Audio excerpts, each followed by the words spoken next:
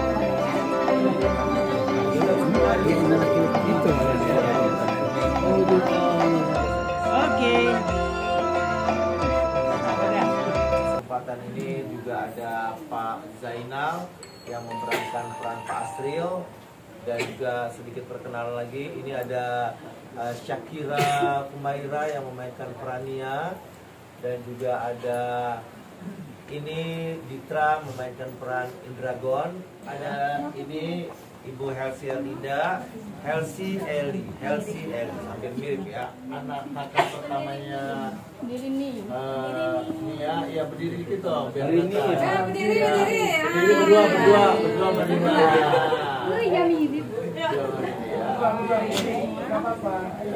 Sebagai ini, coba bahasa dalam bahasa Minang dong. Oh, bukan bang loh.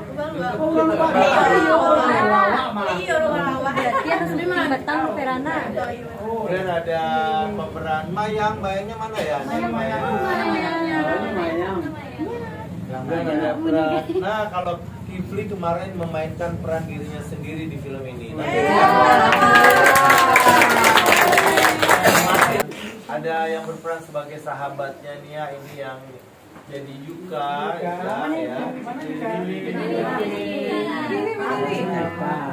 Ada yang jadi pamannya Nia, Yaya.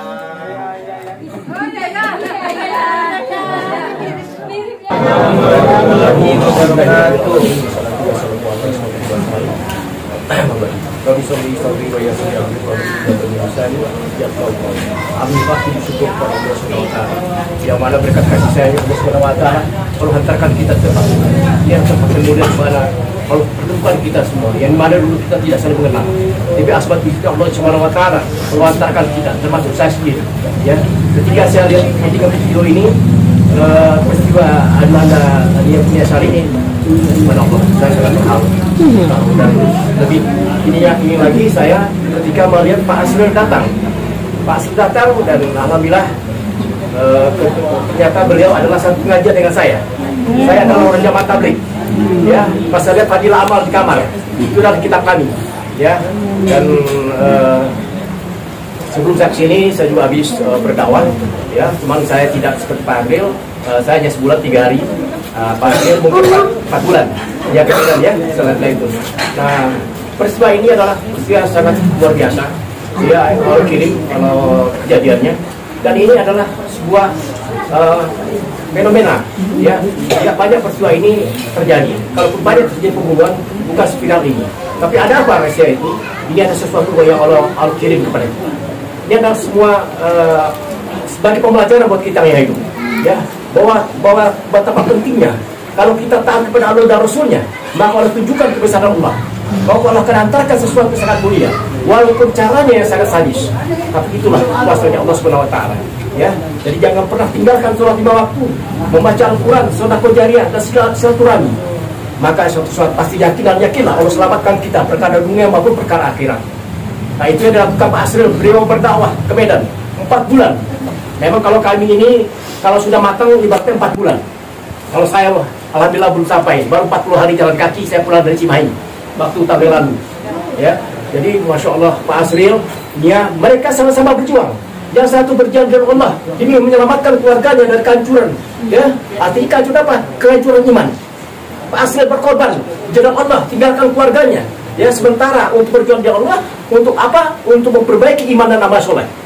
Sementara ada Dania yang tinggalkan di rumah ini, ya, berjuang juga untuk ibu dan adik-adiknya, membantu mencari nafkah. Dan pada akhirnya tragedi memang terjadi, ya.